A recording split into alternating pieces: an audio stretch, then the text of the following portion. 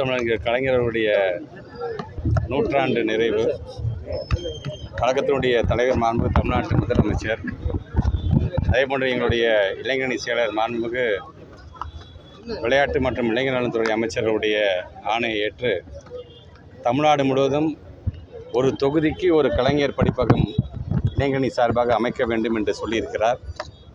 ஆக அந்த வகையில் இன்றைக்கு மாநில இளைஞர்களுடைய துணை செயலாளர்களுடைய தலைமையில் இன்றைக்கு ஒவ்வொரு இடத்திலும் மணப்பாறை தொகுதி, கிழக்கு தொகுதி, திருவரம்பூர் தொகுதி என்று படிப்பகத்தை திறந்து வைத்து உள்ளே அதற்கான புத்தகங்கள், ஒவ்வொரு படிப்பகத்திலும் ஒரு கணினி என்று மக்களுடைய பயன்பாட்டிற்கு தேவையான வகையில், குறிப்பாக இளைய சமுதாயம் மாணவர்களுக்கு தேவையான உதவி புரிகின்ற வகையில் இன்றைக்கி மிக சிறப்பான ஒரு ஏற்பாடை செய்திருக்கின்றார்கள். ஆக இதில் நமது மாநில துணை செயலாளர்கள், ஈரோடு நாடாளுமன்றத்தினுடைய உறுப்பினர் சகோதரர் பிரகாஷ் அவர்கள், அவரை தொடர்ந்து ஜோயல், பிரபு, ஆனந்த்குமார், ராஜா, இளையராஜா, பிரதீப் ராஜா என்று தொடர்ந்து இவர்கள் அனைவரும் நம்முடைய இன்பா, ரகு உள்ளிட்டவர்கள்லாம் இதில் கலந்து கொண்டிருக்கிறார்கள். நம்முடைய அப்துல் மாலிக் அவர்கள் கலந்து கொண்டிருக்கின்றார்கள். இப்படி தொடர்ந்து இன்றைக்கு 40 வெற்றி பெற்றிருக்கிறோம் என்று சொல்லும் பொழுது, தலைவர்கள் சொன்னது போல கொண்டாட்டம், வெற்றி என்பது முக்கியம்தான், இல்லை என்று சொல்லவில்லை. கொண்டாட்டம் என்பதை காட்டிலும் மக்களுக்கு உண்மையாக பணியாற்றுவோம் என்கின்ற அந்த கட்டளை இட்டிருக்கின்றார்கள்.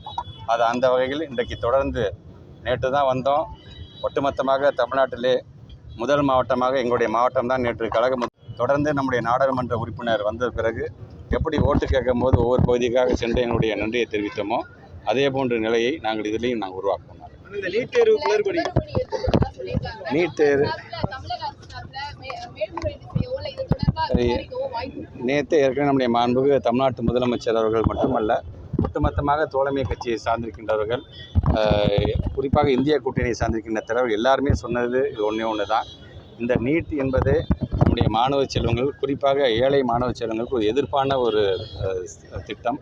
அதை முழுமையாக ஒழித்திட வேண்டும் என்று சொல்லியிருக்க, அதற்காக தொடர்ந்து நம்முடைய இளைஞரணி செயலாளர் மாண்புமிகு அமைச்சர் உதயநிதி ஸ்டாலின் அவர்கள் தொடர்ந்து அதை ஒழித்து காட்ட வேண்டும் என்கின்ற தன்னுடைய உறுதிப்பாட்டை ஒவ்வொரு நிலையிலும் அதை அவர் செய்து கொண்டிருக்கின்றார். கண்டிப்பாக அது தேவையில்லாத ஒன்று. நம்முடைய தலைவர்கள் சொன்னது போல, தலைவர் என்ன முடிவு எடுக்கிறார்களோ, நீட்டை பொறுத்து அவர் என்ன கருத்தை சொல்லியிருக்கிறாரோ அந்த கருத்தை நாங்கள் வழிமொழிகிறோம். தேர்ச்சி பெற்று நிறைய மாணவர்கள் தேர்ச்சி பெற்றிருக்காங்க தமிழக மாணவர்கள். அவங்களோட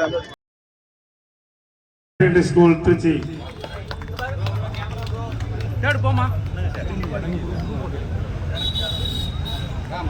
மூன்றாவதாக Divyavarshini government girls higher secondary school town hall Tiruchi. அடுத்ததாக 12வது முதல் 3 மாணவர்கள் Ponmathi V government girls higher secondary school town hall Trichy.